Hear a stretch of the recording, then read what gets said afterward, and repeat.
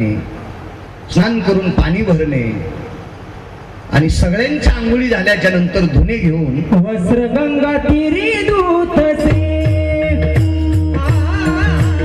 वस्त्र गंगा तीरी दूतसे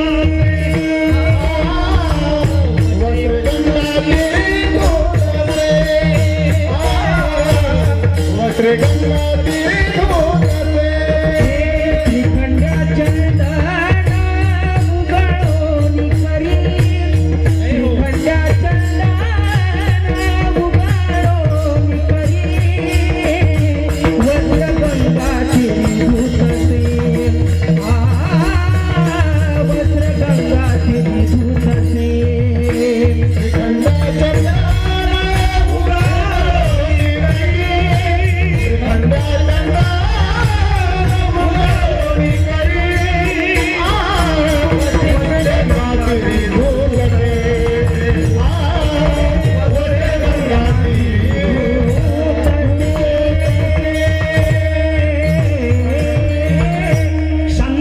एकनाथ महाराज पूजेला बसल्याच्या नंतर गंध देवाला लावायचा असेल तर तो चंदन उघडून श्रीखंड द्यायचे.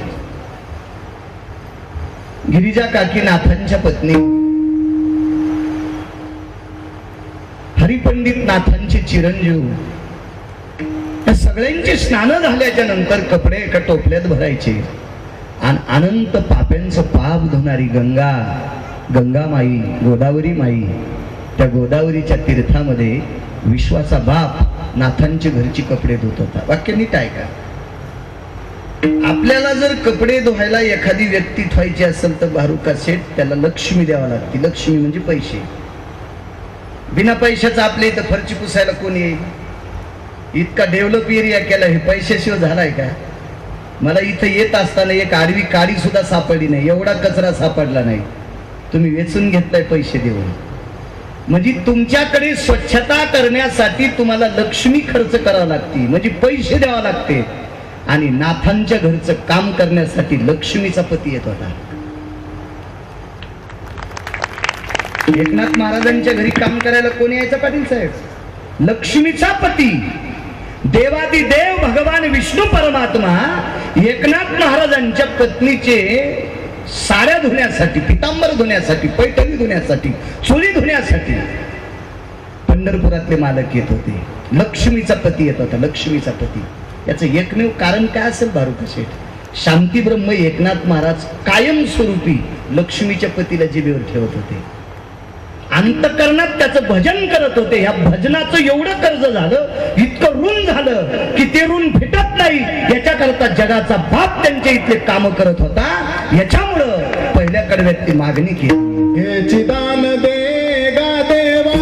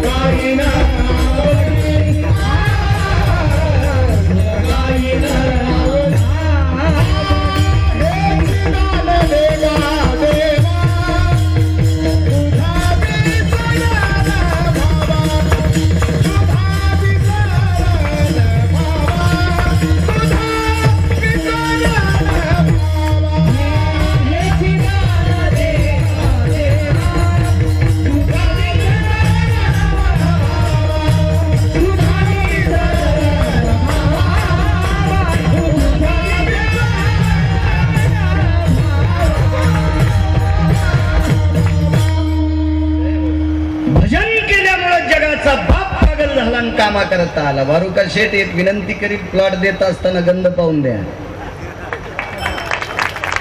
माफी मागतोय, मी काही जातीवादी नाही. माझ्या अंतकरणात तिळा इतका सुद्धा जातीवाद नाही. मी सगळ्याला आपलं समजणारा माणूस आहे. पण जिथे शिवांचं अधिष्ठान आहे तिथं त्याचं भजन करणाऱ्यांना घरं द्या, इतकी विनंती करतो. एखादा महिना उशीर लागू द्या. आणि काही काळात जर घर इकायचे राहिले तर जितके राहतील तितके मी घेतो, इतकं लक्षात ठेवा. विठाला विठाला.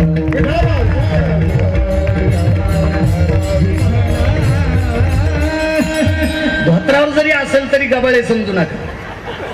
बरीच लोक धोत्रावाल्याला येडपट समजते, पण एक लक्षात ठेवा, धोत्रावाल्याचं चित्र असल्याशिवाय भारत देशातली नोट चलत नाही, इतकं ध्यानात ठेवा.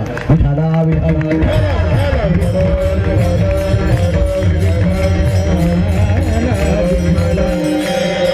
कॅमेरावाले इतकं उडून टाका, पुन्हा महाराष्ट्रात चर्चा होईल गिरगावकराकडे इतके पैसे आहेत का. विठाला विठाला.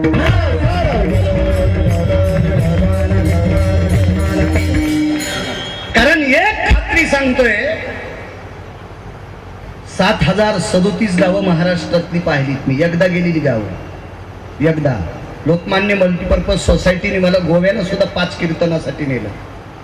आंध्र, कर्नाटक, तेलंगणा सुद्धा कीर्तन. मागच्या आठवड्यात आम्ही शेलमला तामिळनाडूमध्ये गेलो. आपल्या महाराष्ट्रातले चांदीचे आणि सोन्याचे व्यापारी सेलम नावाच्या जिल्ह्यात तामिळनाडूमध्ये 7000 मतदान त्यांचं आहे. तिथं त्यांनी ज्ञानोबाराय तुकोबारायचं मंदिर, पांडुरंगाचं मंदिर, भगवान शिवजींचं मंदिर बांधलं आणि तिथेही ज्ञानेश्वरी आणि गाथा पारायण करून सप्ताह ठेवला. तिथेही गेलो. मला एक खात्री आहे, जिथं देव आला तिथं सात्विक माणसं येत असतात. इतकं लिहून घ्या, एवढं लिहून घ्या. काही काही माणसांना घरं बांधायची नसती, घरं बांधायची नसती, पण माझ्या शिवांचं अधिष्ठान पाहून काही लोक इथल्या जागा घेतील, इतकं तरी लिहून घ्या. विठाला विठाला.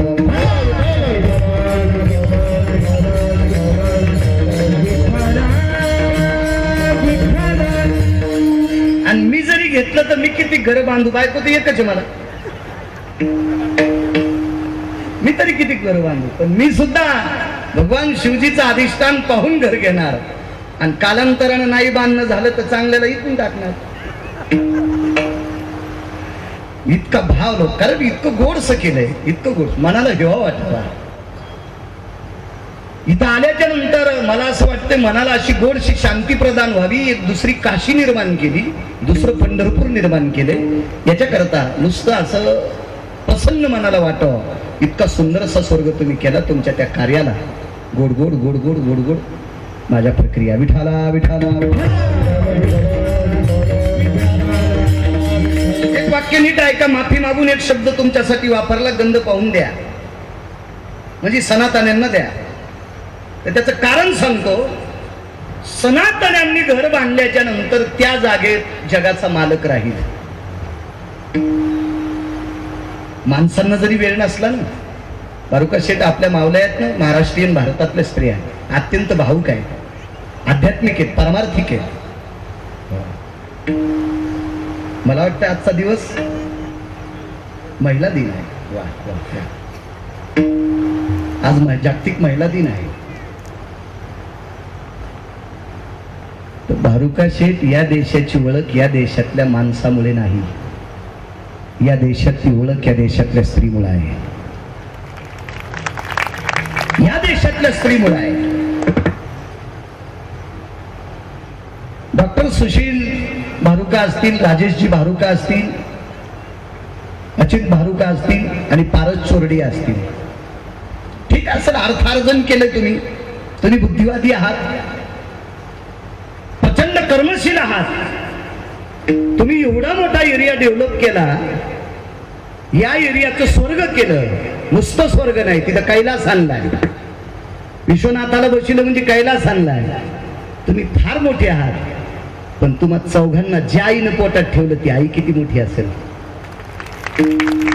ती आई किती मोठी असेल. आणि ती आई या भारत देशाची, ती आई या महाराष्ट्र राज्याची आहे. आजचा हा जागतिक महिला दिन आहे. माझ्या माईनं तुम्ही फार मोठ्या, फार मोठ्या, फार मोठ्या. उद्या ज्यांचा षष्टीचा उत्सव आहे ज्यांच्याकडे 36 वर्ष विश्वाचा बाप कामाला होता, ते माझे शांतीब्रह्म नाथ बाबा सुद्धा एका माऊलीच्या पोटात 9 महिने होते. नाथांना जन्म देणारी आई या देशातली आहे. तुकोबारांना जन्म देणारी आई या देशातली आहे. माऊली महावैष्णव ज्ञानोबारांना जन्म देणारी आई या देशातली आहे. संत शिरोमणी नामदेवरांना जन्म देणारी आई या देशातली आहे. या देशातल्या महामानवांना जन्म देणारी आई याच देशातली आहे. याच देशातली आहे. हा देश स्वतंत्र करण्यासाठी गोऱ्यांच्या जाचातून, या गोऱ्या सरकाराच्या जाचातून ही माती, हा भारत देश मुक्त करण्यासाठी ज्यांनी आपलं रक्त सांडलं, ते शूरवीर महात्मे सुद्धा याच भारत देशातल्या मातेंनी जन्माला दिलेत. तुम्ही इतक्या मोठ्या आहात माझ्या माईंनो, इतक्या मोठ्या आहात. स्वामी विवेकानंद सुद्धा तुमच्याच पोटात 9 महिने होते. या देशाची स्त्री राज्य, राणी व संपत्ती, या देशाची सर्वोच्च संपत्ती कोणती असेल तर या देशाची पवित्र स्त्री आहे. फार मोठ्या आहात माझ्या माईंनो, तुम्ही फार मोठ्या आहात, फार मोठ्या आहात. इथं बसलेली कितीतरी लोक गिरगावकराला कामाला लावतील. इथं बसलेली कितीतरी लोक गिरगावकराला कामाला लावतील, पण त्या गिरगावकराच्या पुढे तुम्ही ऐकत बसला. या गिरगावकराला सुद्धा एका स्त्रीने 9 महिने पोटात ठेवलं. किती मोठ्या आहात तुम्ही, किती मोठ्या आहात, किती मोठ्या. आजच्या या पवित्र जागतिक महिला दिनात मी कधी कधी कीर्तनात तुमच्यावर बॉम्ब टाकतोय, माफ करा बरं. मी फार बॉम्ब टाकतो महिलांवर. का का कारण तुम्ही चुकता कामा नये. का या देशाची संस्कृती तुमच्या ताब्यात आहे. या देशातला किती जरी विद्वान बाप असेल तर मुलांना जास्त वेळ देऊ शकत नाही. लेकरांना वेळ कोण देते पाटील साहेब, तर त्यांची आई जास्त देते. मग आई ही सुसंस्कृत असणं अत्यंत गरजेचे आहे. म्हणून तुमच्याकडनं अपेक्षा करतोय, मागणी करतोय की तुम्ही जास्तीत जास्त संस्कृती अंमलात आणा आणि आपल्या चिमुरड्या बालकांना, मुलींना, मुलांना, नातवांना, नातींना जास्तीत जास्त आपल्या पवित्र सनातनी संस्कृतीचे डोस द्या. ही तुमच्या पायाला स्पर्श करून आज जागतिक महिला दिनाच्या तुम्हाला जगदंबा समजून, तुम्हाला आदिशक्ती समजून, तुम्हाला गिरिजा माता समजून, तुम्हाला सावित्री समजून, तुम्हाला रुक्मिणी माता समजून तुमच्या चरणी प्रणाम करतो आणि आजच्या जागतिक महिला दिनांच्या कोटी कोटी तुम्हाला शुभेच्छा देतो. विठाला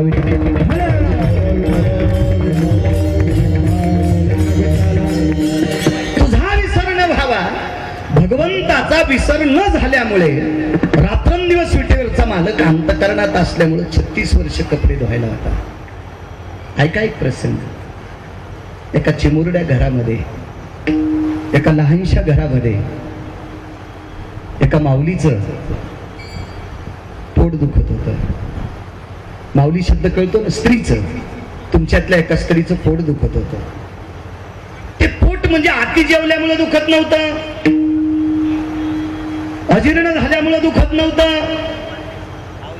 उपासीय म्हणून दुखत नव्हतं. तिला एका बाळाला जन्म द्यायचा होता. तिला एका बाळाला जन्म द्यायचा होता. एका चिमुरड्या घरामध्ये तिचं पोट दुखत होतं. देव अंतकरणात का ठेवायचा, त्याचा विसर का नाही पडला पाहिजे. पोट दुखत होतं. परिस्थिती इतकी नाजूक. पूर्वीच्या काळात 700 वर्षापूर्वीचं कथन आहे. त्या काळात तर ह्या 4 चाकाच्या गाड्या, ऑटो रिक्षा वगैरे काही नव्हते. फार काही झालं तर बैलगाडी होती, मोठ्या लोकांकडे बग्गी होती, घोडागाडी होत्या. काही लोकांना घोडी बसण्यासाठी होती, मध्यम लोकांना खेचर बसण्यासाठी होती. एखादा कामाठी असेल त्याच्याकडे गरदत बसण्यासाठी होती, पण ती अत्यंत गरीब, त्यांच्याकडे गाढव सुद्धा नाही. आणि त्या घरात राहणाऱ्या एका पवित्र, सात्विक, सदाचारी, पुण्यशील माऊलीचं पोट दुखतंय. तिला एका बाळाला जन्म द्यायचा होता. तुमच्या प्रचलित भाषेत सांगायचंय, तिच्या डिलिव्हरी जवळ आलेली होती. कारण मराठी शब्दाचा बऱ्यापैकी दुष्काळ झालाय. कारण प्रत्येक जणाला मराठीविषयी स्वाभिमान आहे, पण मराठी बोलावीशी वाटत नाही. चला, घरात सुद्धा कोणी नाही. डिलिव्हरीचा काळ जवळ आलाय, वेदना कंठाशी आलेल्या आहेत. काय करावं त्या माऊलीनं? महाराज, ती अशा व्यक्तीची पत्नी होती माझ्या माईंनो. ती अशा व्यक्तीची सून होती की जन्मभर तिच्या सासऱ्याने भजन केलं, जीवनभर तिच्या पतीनं भजन केलंय. भजन करण्यासाठी शेठजी कामं सोडून द्यायची गरज नाही. तुम्हाला जो देव आवडतो त्या देवाचं भजन तुम्ही जेवता जेवता प्रत्येक घासाला जर केलं तर ते भजन ठरतंय. प्रत्येक घासाला ओम नमः शिवाय, कृष्णाय वासुदेवाय, नारायणाय, पांडुरंगाय, विठ्ठलाय, काय गणेशाय, जगदंबा, काय तुम्हाला जो देव आवडेल त्या देवाचं चिंतन प्रत्येक घासाला करा. प्रत्येक घासाला ते भजन आहे, भजन आहे, भजन आहे.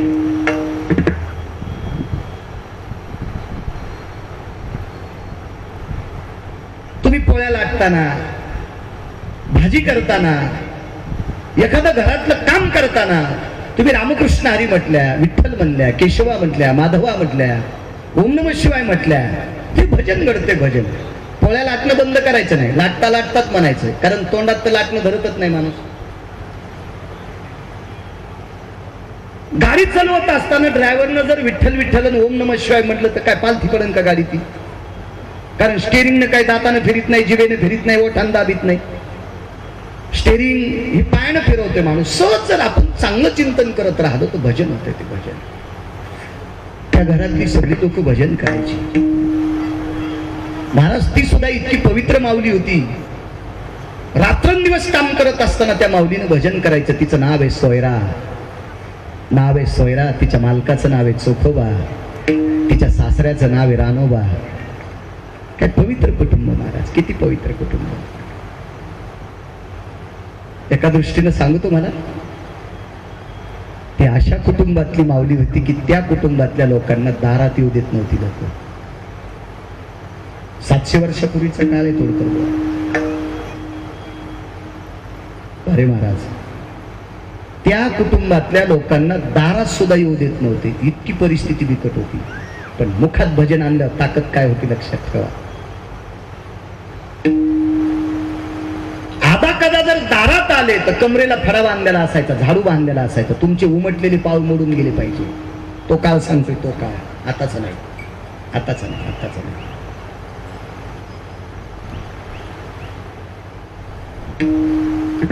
आता किती मोठ्या मिमी म्हणणाऱ्यानं शहाणपणा करायचा नाही. अब्जानं जरी पैसे असतील तर कामाला कोण आहे त्याची जाती विचारायची नाही. मुकाट्यानं ते काम करील. अडचण स्वयंपाकाची आली तर स्वयंपाक बी करील. नंतर पाणी शिपडून खात जाय. नंतर पाणी शिपडून खात जाय. पण कोणी केला याचा विचार नाही करायचा. अध्यात्म तो काळ सांगतो 700 वर्षापूर्वीचा. इतकी परिस्थिती भीषण. डिलिव्हरी करण्यासाठी बाई पाहिजे, लेडीज पाहिजे, महिला पाहिजे. त्या माऊलीची सासू मृत्यू पावलेली आहे. महाराज आई मृत्यू पावलेली आहे. सासराई मृत्यू पावलेला आहे. पती आहेत, ते पती बाहेर गावी आहेत. बाहेर गावी म्हणण्यापेक्षा ती माऊली मंगळवेढ्यात राहत होत्या आणि त्या माऊलीचे पती बुलढाणा जिल्ह्यात गेलते. मेहुणा राजा नावाचं गाव आहे. आपल्या बहिणीला आणण्यासाठी, पत्नीच्या बाळंतपणा करता, पत्नीच्या डिलिव्हरी करता बहिणीला आणायला बुलढाणा जिल्ह्यात मेहुणा राजाला गेलते. एकटीच बाई आहे. कोपऱ्यात एक लाकडाचा ओढका मांडलेला आहे, ठोकळा मांडलेला आहे. त्याच्यावर एक पांढरं वस्त्र आहे. त्याच्यावर एक मंजूळ ठेवलेली आहे आणि बुक्क्याची गद्दी आहे. मला तुम्ही सत्कार करून जो बुक्का लावला का काळ्या रंगाचा, त्याला अनन्य साधारण महत्व आहे. त्या बुक्क्याला बुक्का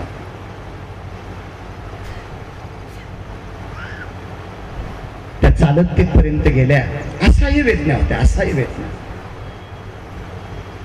शेठजी, तुमच्या आमच्याकडे पैसे असल्याच्या नंतर आपण तशा वेदना सुरू झाल्यावर चांगल्या प्रतीची अँब्युलन्स बोलू. माझ्या प्रवासामध्ये 2 डिलेवऱ्या तिथं त्यांना वैद्यकीय क्षेत्रातला डॉक्टर न आवडल्यामुळं त्यांनी त्यांची सून एअर अँब्युलन्सनं चेन्नईला नेली. एअर अँब्युलन्स म्हणजे तुकाराम वरूनच ना. मी 7वी पास आहे बरं, शिक्षण माझं कमी आहे. पण 7037 गावं महाराष्ट्रातली झाली. एकदा गेलेलं. 83चा जन्म माझा. असं त्यांनी शिक्षण कमी, त्याच्यावर काय नसतं. शिक्षणानं पुस्तकाचं ज्ञान शिकू नका असं म्हणणार नाही, पण फक्त पुस्तकाचं ज्ञान होईल. जोपर्यंत तुम्ही समाजात फिरत नाही तोपर्यंत वैचारिक ज्ञान होत नाही, आणि वैचारिक ज्ञान जोपर्यंत होत नाही तोपर्यंत तुम्हाला या पवित्र देशात जगता येत नाही. पुस्तकी ज्ञानाचं काय सांगते? एका बाईनं पुस्तकात शिरा शिकला, शिरा बदाम न शिरो यान बदाम, या आडव्या तोंडाची काय असते काजू. पुस्तकात शिरा शिकली, PhD झाली पाकशास्त्रामध्ये, PhD झाली. तिनं सांगितलं महाराज तुम्हाला काय करू? म्हणलं मला काय करते? पिठलं भाकरी कर. नाही नाही म्हणे माझी PhD झाली, मला तुम्हाला शिरा करायचा. म्हणलं कशाचा करते? शुद्ध गावरान तूप गाईचं, आमच्याकडे गाई आहेत. म्हणलं छान गोष्ट आहे. पहिली गोष्ट गाई म्हणल्याबरोबरच आनंद झाला. तिनं बदामाची वरची टरकलं काढली, त्याची तुकडी केली, काजूची तुकडी केली, थोडी चारोळी घेतली, मुगाची डाळ भिजवली, ती डाळ बारीक करून घेतली आणि ती गावरान तुपात अशी खलसवल्याच्या नंतर त्याच्यात काजू बदाम हे सगळं टाकत राहिली.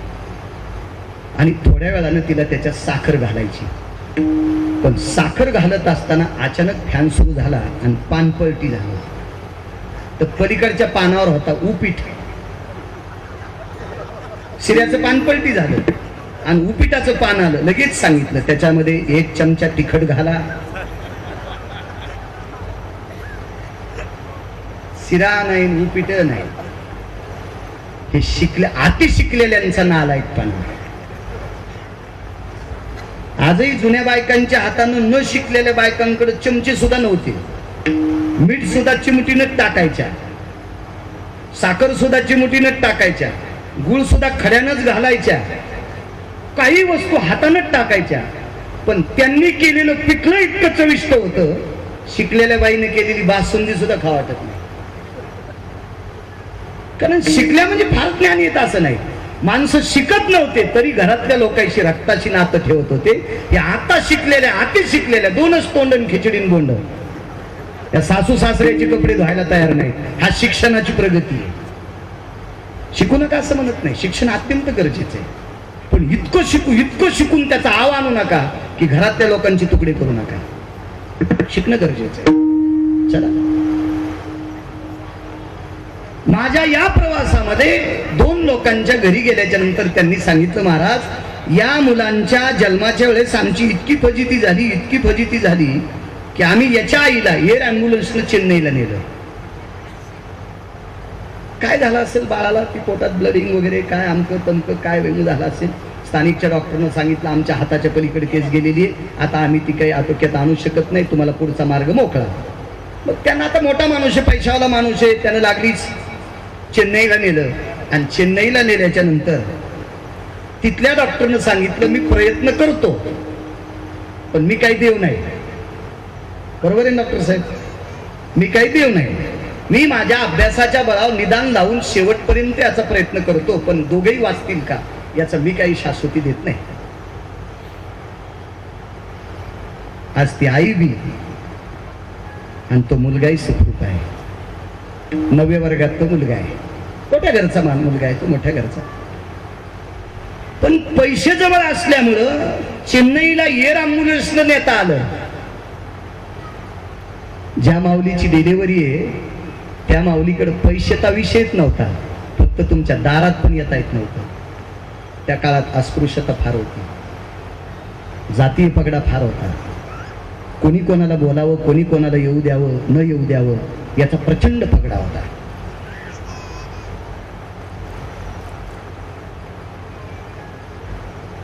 जातीच्या विरोधात कधी बोलणार नाही, जातीसाठी खावी माती. मी इतका काटेकोरपणाने जपणार आहे, पण कशासाठी? आपल्या मुला मुलींचे लग्न करण्यापुरती पहा. बारुका शेठ हे रोड करत असताना काम करणाऱ्या मिस्त्रीची जाती विचारली का तुम्ही? इथे मुरुम टाकणाऱ्या टिपरवाल्याची जाती विचारली का? हे काय डेव्हलप केलं, या सगळ्या खुणा रावल्या आता, याची कधी जाती विचारली का? नाही, गरजच नाही ना. आपल्याला कामाशी महत्व आहे, त्याच्या जातीशी काय घेणे आपल्याला. त्यानं काटेकोरपणानं काम करावं, संपला विषय. भजनासाठी जातीचा संबंध नाही. होका उत्तम चांडाळ त्याचे पायी माझे कपाळ. चांगलं वागणाऱ्याला चांगलं म्हणायचं, इतकं मात्र लक्षात ठेवा. विचित्र काळ आहे. बुक्क्याची डब्बी होती, डब्बी म्हणण्यापेक्षा एक झाकणी होती, ती खापराची होती, लहानशी मातीचं एक एवढं एवढं पात्र होतं. त्या पात्रात बुक्का होता. लिंबे जळगावकर त्या बुक्क्यामध्ये बोट बुडवलं. त्या बोटाला तो बुक्का लागलेला आहे. आणि ते बुक्का पंढरपुराकडे दाखिला आणि त्या मालकाचं स्तवन केलं. माय बापा, ए माय बापा, अरे प्रापंचिक जीवनात पडले, माझ्या पोटात बाळ वाढतंय, मी तुला मागितलं नव्हतं, मला मारलंच तरी चालेल, पण याला मरू देऊ नकोस रे. आणि तो बुक्क्याचं बोट पोटाला लावून टाकलं. गरोदर स्त्री आहे. डिलिव्हरीचा काळ जवळ आलाय. 10-15 मिनिटाच्या आत काळ आलाय. त्या काळात बाळाला जन्म देणार एक सुद्धा नर्स जवळ नाही. सिस्टर नर्स म्हणतो ना आपण, कोणी नाही. घरचं नाही, दारचं नाही, कोणी नाही. घर सुद्धा राहायला झोपडे. या वास्तूत घर बांधल्याच्या नंतर तुकोबरायाच्या कडव्यावर लक्ष ठेवा. तुम्हाला जो देव आवडेल त्या देवाला अंतःकरणात ठेवा, इतकी अपेक्षा करेल. बघा परिणाम काय होतो. तो पोटाला बुक्का ओढला आणि मालकाचं चिंतन करीत करीत त्या लहानशा झोपड्यामध्ये असा एक खांब होता, मेड होती, ढीळ होती, लाकूड होतं, त्याला पाड देऊन बसलेली चिंतन करते. बघ रे माय बापा, कंठापर्यंत वेदना आल्या. बाळाला जन्म द्यायचा आहे, कोणी मदत करण्यासाठी जवळ नाही, पेलाभर पाणी देण्यासाठी कोणी जवळ नाही, पाठीला मानेला हात लावण्यासाठी कोणी जवळ नाही.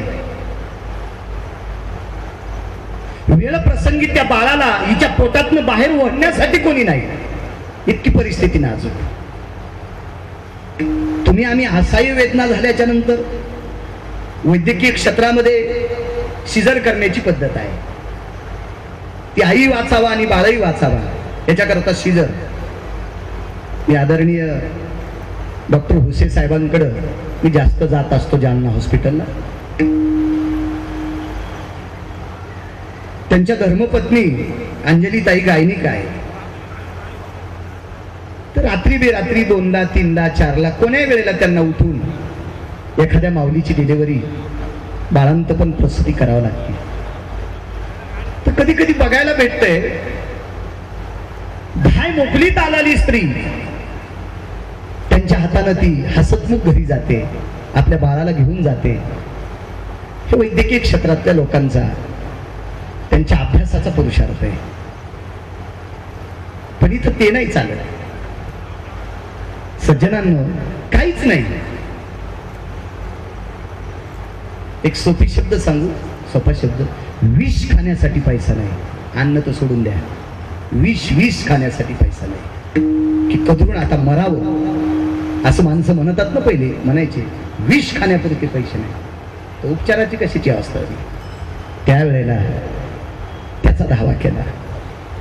आणि त्याचा धावा केल्याच्या नंतर त्यानं इतकं भारदस्त रूप घेतलं. लालबुंद फेटा आहे, पांढरं शुभ्र धोतर आहे, पांढरं शुभ्र शर्ट आहे, हातात काठी आहे, गळ्यात उपरणे, पायात कुरकुर वाजणारा जोडा आहे. आवाज दिला, पाहिलं दार उघडून तर पुरुष आहे, धनी घरी नाही. असं 2-4 वेळेस झालं. पंढरपुरातल्या मालकाने विचार केला, असा हे वेदना असताना जिभेवर माझं नाव आहे, ही माझं चिंतन करते, हिच्या बाळालाही सुखरूप ठेवणं गरजेचं आहे आणि हिलाही सुखरूप ठेवणं गरजेचं आहे. ते दोघेही मरता कामा नाही. पण करावं काय? 4थ्यांदा विटेवरच्या मालकाच्या लक्षात आलं, हिला आपली गरज आहे, पण पुरुषाच्या रूपात नाही, स्त्रीच्या रूपात. ते चोखोबाची बहीण झाला सारंगधर, वहिनी उघडा दार हाका मारी. एका सुंदर स्त्रीचं रूप घेतलंय. जुन्या काळातली स्त्री जशी पैठणी घालते, नऊवार लुगडं नेसते, असं लुगडं नेसलेले, कपाळावर तिच्या कुंकू आहे, हातामध्ये चुडा भरलेला आहे आणि साहित्याचं गाठोडं घेऊन आलेली आहे. वहिनी दार उघडा. चालत जाता येत नव्हतं, खरकत तिथपर्यंत आल्या आणि त्या पर्णकुटीचं, त्या झोपड्याचं ताटवा उघडा आतमध्ये घेतलं. आलात वंश? हो. नुसती चेहऱ्याकडे पाहत होती ती मावळी. तिने याच्या अगोदर मालकाची बहीण फार वेळेला बघितली होती.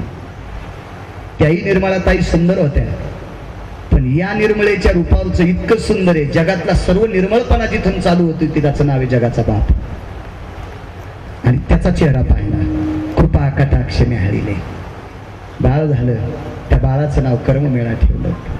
महाराज, श्रुती फार हुशार आहे. जगातली पहिली पत्रकार कोण असेल तर श्रुती असेल. या श्रुतीने विश्वाच्या मालकाला विचारलं, प्रभू मला सांगा, जिला आई नाही, जिला सासू नाही, जिला कोणी नातेवाईक मदत करत नाही, जिला रक्ताच्या नात्यातले कोणी नाही, जिला कोणी शेजारी पाजारी विचारित नाहीत, गावात कोणाच्या घरी जायची ताकद नाही, हिंमत नाही, अशा ठिकाणी तुम्ही जगाचे बाप असताना स्त्रीचं रूप घेतलंय, एका महिलेचं रूप घेतलंय.